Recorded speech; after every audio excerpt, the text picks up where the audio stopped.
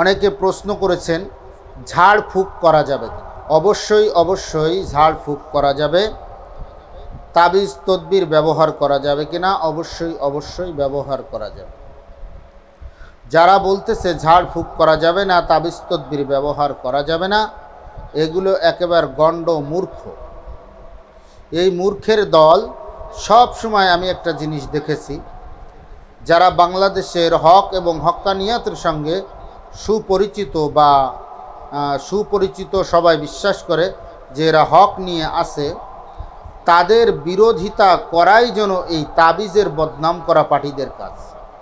এরা সদা সর্বদা তাবিজ তদবির করা যাবে না, তাবিজ ঝুলানো যাবে না, এটা শিরিক, ওটা শিরিক। তো আমি আগেও বলেছি, এখনও বলছি, তাবিজ তদবির করা যদি শিরিক হয় তাহলে জমিতে ধান চাষ করাটাও শিরিক, চাকরি করাটাও শিরিক। কারণ আপনার আল্লাহ তাআলা যে রিজিক দিবেন এর উপরে আপনার বিশ্বাস নেই, এর জন্য আপনি চাকরি করতেছেন, এর জন্য আপনি ব্যবসা করতেছেন। সবথেকে বেশি ফতুয়াবাজি করে ডক্টর মুজাফফর বিন মুহসিন আহলে হাদিসদের এবং আব্দুর রাজ্জাক বিন ইউসুফ। তো আব্দুর রাজ্জাক বিন ইউসুফ আমরা যতটুকু জানি আপনি প্রত্যেক বছর আলুর ব্যবসা করেন। তো আপনি ব্যবসা কী জন্য করেন? আপনার রিজিকের ফয়সালা তো আল্লাহ তাআলা নিয়েছেন। তো আপনি এখন ফতুয়া দিবেন যে আমি ওটা, আল্লাহ তাআলা তো রিজিকের ব্যবস্থা করবেন, আমি ওটা রিজিকের ওসিলা হিসেবে আল্লাহ তাআলা এটা জায়েজও করছেন, তো রিজিকের ওসিলা হিসেবে আমি ব্যবসাকে গ্রহণ করছি।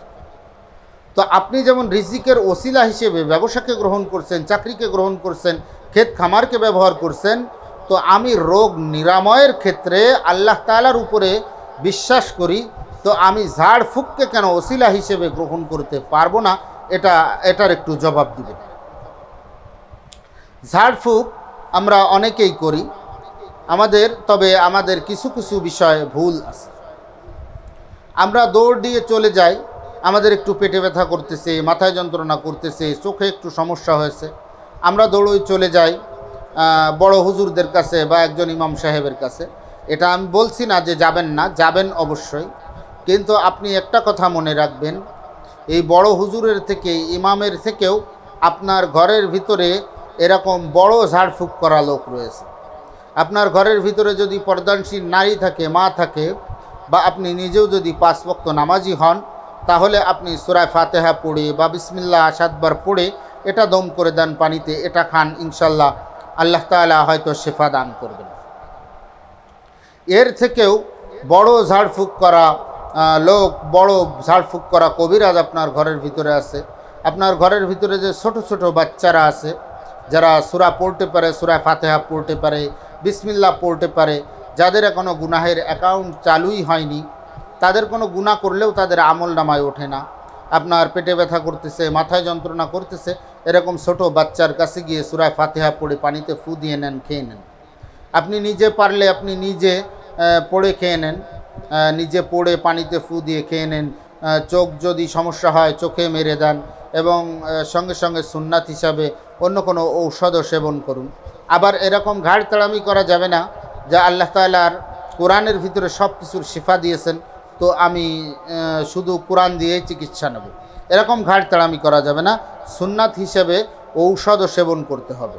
আহলে হাদিস শায়েখদেরকে আরেকটা কথা বলতে চাই, আপনি সুন্নাত হিসেবে ঔষধকে সেবন করেন, তো আমরা ঔষধ সেবন করার মতন আল্লাহ তাআলার কালাম বা আল্লাহ তাআলার কালামের যে কোনো একটা অংশকে ব্যবহার করি আমাদের রোগ নিরাময়ের জন্য, এতে আমরা ভুল কিছু দেখি না। আপনারা শুধু বলতে চান যে আল্লাহ তাআলার কোরআনের এরকম হাতে ঝুলায় রাখলে বা মাজায় ঝুলায় রাখলে তার কোনো গুণ নেই। হ্যাঁ, এটা আমরাও নিষেধ করি। অনেক লকেটে দেখা যায় যে লকেটগুলো হাতে বাঁধে বা এই হাতের কবজিতে বাঁধে, ওই লকেটগুলোই দেখা যায় আল্লাহর নাম একেবারে উপরে লেখা রয়েছে। ওটা নিয়ে ওটা ব্যবহার করা সমীচীন নয়, কারণ ওটা নিয়ে আপনাকে হঠাৎ করে বাথরুমে যেতে হয়, আপনি হঠাৎ করে অপবিত্র হয়ে যান, আল্লাহ তাআলার নামের উপরে আপনার হাত লাগে, মুখ লাগে, আপনার শরীরের সঙ্গে স্পর্শ হয়। এমনকি এটারও সম্ভাবনা আছে যে সরাসরি ওই আল্লাহ তাআলার নামের উপরেই নাপাক লেগে যাওয়ার সম্ভাবনা আছে। এর জন্য এরকম লকেট থেকে বিরত হওয়া, এরকম লকেট থেকে বিরত থাকা। কিন্তু এমন তদবির যদি হয় যে কাগজে লিখে মাদুলির ভিতরে পুরে ওটা হাতের ভিতরে বাঁধা, মাজার ভিতরে বাঁধা। তবে এটার দিকেও খেয়াল করা যে ওতে যেন কোনো সময় পা না লেগে যায়। অবশ্যই ওর ভিতরে আল্লাহ তাআলার কোনো কালাম বা কালামের অনুরূপ অন্য কিছু লেখা আছে, এতে যেন পা না লাগে, বেহুরমতি অপমান না হয়, এর জন্য অসম্মান না হয়।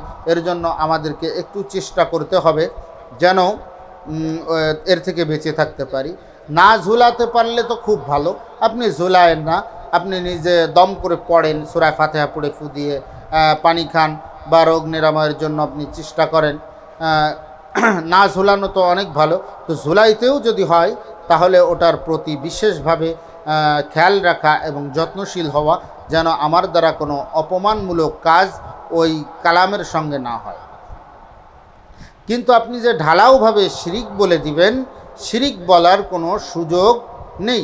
কারণ আমরা যারা তাবিজ ঝুলাচ্ছি তারা বিশ্বাস করি আল্লাহ তাআলাই রোগ নিরাময় করবেন, এটা আমি ওসিলা হিসাবে কবুল করতেছি, এটা আমি ওসিলা হিসাবে নিচ্ছি যে আল্লাহ তাআলা এর মাধ্যমে হয়তো আল্লাহ তাআলার রোগ নিরাময় করে দিতে পারেন। এবং আপনারা যারা রোগ নিরাময়ে বিশ্বাস এটাকে করেন না, তারা কি বলতে চান যে আল্লাহ তাআলার কালামের কোনো শক্তিই নেই। আল্লাহ তাআলার যদি শক্তি থাকে তো আল্লাহ তাআলার কালামেরও ওই রকম শক্তি আছে, এবং কালামটা কে লিখে দিয়েছেন সেটাই হলো বড় দেখার বিষয়। কালামটা যদি এমন কোনো লোক লিখে দেয় যার মুখ পবিত্র, যার থেকে কোনো গুনাহ নেই, তাহলে আপনাদের নিজেরা আপনার ঝাড়ফুঁক করতেছেন। আব্দুর রাজ্জাক বিন ইউসুফ, আপনিও তো মানুষকে ফু দিয়ে দিচ্ছেন, এতে কোনো অসুবিধে নেই। মুজাফফর বিন মুহসিন, আপনি ফু দিয়ে দিচ্ছেন মানুষকে, এতে কোনো অসুবিধে নেই।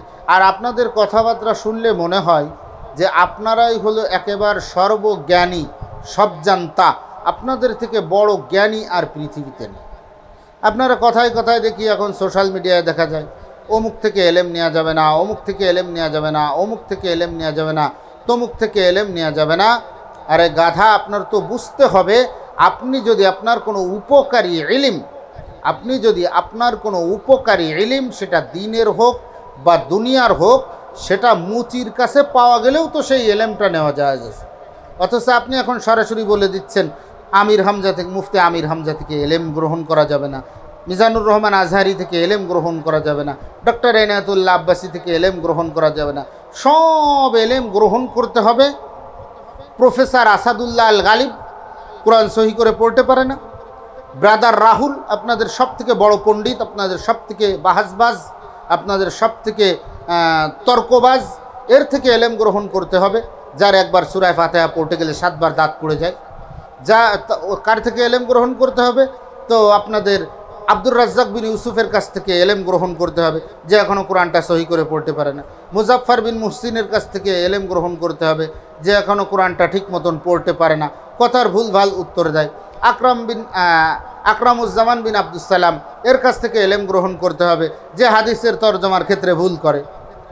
একটা হাদিসের ভিতরে আশ্চর্যান্বিত হলাম, আল্লাহ রসুল বলছে, তোমরা আমাকে মহিলাদের দহনকৃত দুধ পান করিও না, তোমরা আমাকে মহিলাদের দহনকৃত দুধ পান করিও না। অর্থাৎ মহিলারা যে দুম্বা হোক, গাবি হোক, উট হোক, এখান থেকে যে মহিলারা দুধ দহন করে, এই দুধ আল্লাহ রসুল তাকে পান করাতে নিষেধ করেছেন, কিন্তু অন্য সাহাবা একরামকে পান করতে নিষেধ করেননি। উনি হয়তো নিষেধ করেছেন, উনি কী জন্য নিষেধ করেছেন উনিই জানেন। কিন্তু এই শায়েখ আকরামুজ্জামান বিন আব্দুস সালাম, ইনি তরজমা করেছে, তোমরা আমাকে মহিলাদের দুধ পান করিও না। নাউজুবিল্লাহি মিন যালিক। এটা কেমন তরজমা? এরকম প্রত্যেক ক্ষেত্রে দেখি। এরা মুফতি আব্দুল মালিক সাহেব হাফিজাহুল্লাহ, বাইতুল মুকাররমের খতিব সাহেব, উনি সেদিন বলছিলেন যে যাই হলো রিয়াল ইনকাম করতে নিয়ে আসে জোরে আমিন। এটা নিয়ে ডক্টর মুজাফফর বিন মুহসিন, উনি খুব আপত্তিকর উত্তর দিয়েছেন। মুফতি আব্দুল মালিক হাফিজাহুল্লাহকে উনি কানা মুফতি হিসেবে আখ্যায়িত করেছেন, ওনার সম্পর্কে অনেক বাজে মন্তব্য করেছেন, অনাকাঙ্ক্ষিত কথাবার্তা, যেগুলো শোভনীয় নয়, এরকম কথাবার্তা ব্যবহার করেছেন। ওনাদের শায়েকরা কিছু পারুক বা না পারুক, ওনাদের শায়েকরা যদি করে তাহলে সেটা না জায়েজ, আর ওনাদের শায়েকরা যদি না করে অন্য কেউ করলে সেটা একেবারে না জায়েজ। এর জন্য আপনারা আপনাদের খোঁজ খবর নেন, মতিউর রহমান মাদানী, এরকম কত মাদানী যে আপনাদের ভিতরে আছে আল্লাহ পাকই সেই জানে। এই সবগুলো মদিনায় গেছে, কয়জন পোর্টে গেছে আপনারা একটু খোঁজ খবর নিয়ে দেখান তো, কয়জন আপনাদের ভিতরে যারা আছে পোর্টে গেছে। এরা হয়তো কেউ কামলা দিতে গেছে সৌদি আরব, ওখানে যে একটু ভালো লাইন পেয়ে গেছে, বাস সেখান থেকে উনি বিশাল বড় এক ইসলামিক স্কলার হয়ে ওখান থেকে ফিরে আসছে। আপনাদের অধিকাংশ ইসলামী স্কলারদের অবস্থায় তো এই। আর এই সমস্ত যে সমস্ত শায়েখরা আপনারা এই যে লম্বা লম্বা কথা বলতেছেন, এরা কখনো ইসরায়েলের বিরুদ্ধে কিছু বলে না, সৌদি আরবের বিরুদ্ধে কিছু বলে না, দুবাই, কাতার, ইয়েমেন, ওমান, কুয়েত, এ সমস্ত সম্পর্কে এনাদের যে সমস্ত শরিয়াত বহির্ভূত কাজ, এ সম্পর্কে তারা কখনো প্রতিবাদ করে না। আবার মতিউর রহমান মাদানী সহ আমাদের বাংলাদেশে অনেক শায়েখরা আছেন যাদের বাড়ি ইন্ডিয়ায়, কিন্তু এদের ইন্ডিয়া নিয়ে কোনো মাথা ব্যথা নেই। এরা মোদি সরকার যে গরুর গোস্ত রাখার দায়ে, গরুর গোস্ত খাওয়ার দায়ে মিথ্যা অজুহাত দিয়ে এখানে যে মুসলমানদেরকে পিটিয়ে হত্যা করে, এর বিরুদ্ধে কোনো কথা নেই। মসজিদের নিচে সদা সর্বদা মন্দির খোঁজে, এর বিরুদ্ধে কোনো কথা নেই। ভারতের ক্ষমতাসীন দল বিজেপি, এরা যে সদা সর্বদা ইসলাম নিয়ে, মুসলমান নিয়ে, ইসলাম নিয়ে ষড়যন্ত্র করতেছে, এর বিরুদ্ধে কোনো কথাবার্তা নেই। কিন্তু উনারা শুধু লাগছে বাংলাদেশে হাজার হাজার ভণ্ড পীর আছে, তাদের বিরুদ্ধে বলে না। যাদের ভিতরে হক্কানি পীর যারা আছে, চরমনাই পীর সাহেবের পিছনে লাগবে। কিন্তু এদের চোখে কখনো সুরেশ্বরী, চন্দ্রপাড়া, আটরশি, দেওয়ানবাগি, কুতুববাগি এ সমস্ত এদের চোখে পড়ে না। এদের সদা সর্বদা পড়বে হলো যারা হক নিয়ে আসে তাদের উপর। এরা ইজতেমা করবে, এরা তাবলিগ করবে, এরা এদের প্রচার প্রসার করবে, এটা জায়েজ। কিন্তু টঙ্গীর ইজতেমা না জায়েজ, টঙ্গীতে ইজতেমা করা যাবে না। এদের ইজতেমা রাজশাহীতে হয়, রাজশাহী এদের ইজতেমা জায়েজ। আবার এদের ইজতেমা জায়েজ না, শুধু এদের ইজতেমায় মানুষকে এমন উদ্বুদ্ধ করে মনে হয় যেন এদের ইজতেমা ফরজ, কিন্তু টঙ্গীর ইজতেমা না জায়েজ। কারণ কি? রাজশাহীর ইজতেমাটা ওনাদের শায়েখরা করে, টঙ্গীর ইজতেমাটা সমস্ত দুনিয়ার হক্কানি উলামায়ে কেরামের সমর্থনে টঙ্গীর ইজতেমা হয়। এটা না জায়েজ। কিন্তু এটা না জায়েজ হওয়ার কারণ হলো এটাতে ওনাদের শায়েখরা আসেন না, শায়েখরা বয়ান করেন না, এর জন্য এটা না জায়েজ। এক কথায় ওনারা যেটা করবে সেটা জায়েজ, ওনারা যেটা করবে না সেটা না জায়েজ। এর জন্য আপনাদেরকে একটু সাবধানতা অবলম্বন করে বলবো, আপনার আহলে হাদিস যে সমস্ত ভাইয়েরা আছেন এবং সাধারণ ভাইয়েরা যারা আছেন, তারা নিরপেক্ষ দৃষ্টি দিয়ে কোরআন হাদিসের আলোকে একটু ভাবুন যে কারা সহি এবং কারা হক। আপনি সব থেকে বাতিল, বাংলা প্রবাদ বাক্য বলে ভাত খেতে পায় না তার নাম রাখছে বাদশা মিয়া, গা দিয়ে বেরোয় সারাদিন গন্ধ, তার নাম রেখেছে আতর আলী। তো গা দিয়ে যার গন্ধ বেরোয়, ওর নাম যদি 1012 আতর আলী বলা হয়, তাহলে তো ওর গা দিয়ে আর সুগন্ধি বাহির হবে না। তেমনিভাবে বাংলাদেশের ভিতরে সব থেকে বেশি হাদিসের বিরোধিতা করেন আপনারা, তারপরেও আপনারা আহলে হাদিস নাম দিয়ে ওই যেমন গায়ে দুর্গন্ধ, কিন্তু আতর আলী নাম দিয়ে যেমন আতরের সুগন্ধি হওয়ার চেষ্টা করে, বাংলাদেশে সব থেকে বেশি হাদিসের বিরোধিতা করেন আপনারা, অথচ আপনাদের নাম দিয়েছেন আহলুল হাদিস। অর্থাৎ আপনারা একেবারে হাদিস মেনে চলেন, প্রত্যেকটা কথাবার্তা, কাজে কর্মে, উঠা বসায় সব জায়গায় হাদিস মানেন। অথচ আমরা নিরপেক্ষ দৃষ্টিকোণ থেকে দেখতে পাই যে আপনারা হাদিসের সব থেকে বেশি লঙ্ঘন করেন। এর জন্য আপনারা কথাবার্তার ক্ষেত্রে একটু সংযত হন। বিশেষ করে যারা বাংলাদেশের বড় বড় উলামায়ে কেরাম আছে, তাদের ব্যাপারে কথা বলার ক্ষেত্রে আপনাদের জিহ্বাকে সংযত করুন, নইলে তৌহিদি জনতা তাদের আইনকে তাদের নিজের হাতে তুলে নিতে বাধ্য হবে। আল্লাহ তাআলা আপনাদেরকে সহি বুঝদান করেন। আমিন।